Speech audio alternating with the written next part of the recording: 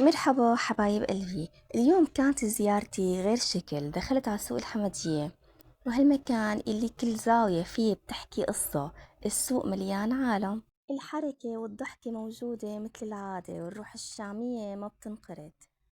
بس أكتر شي بيخطر ببالي وأنا عم بتجول إنه ما في أحلى من بلدك سوريا، رغم كل الظروف اللي مرت فيها. كل زيارة إلها بتأكد لي إنه سوريا رح ترجع أحلى من أول.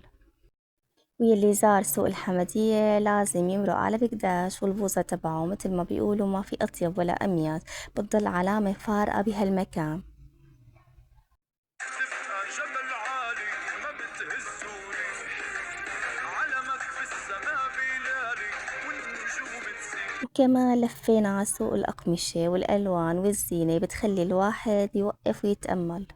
هالسوق فعلا بيجمع بين الحضارة والتراث، بين القديم والجديد، وبيعطيك إحساس عميق بتاريخ هالبلد. وكل زيارة إلها بتأكد لي إنه سوريا رح ترجع أحلى من أول، بشعبها وطيبتها وبروحها اللي ما بتنكسر. الله يحميها ويحمي أهلها الطيبين. سوري والنعم مني خلقان ع أرض الجنة، ربيان عالتراب الطاهر.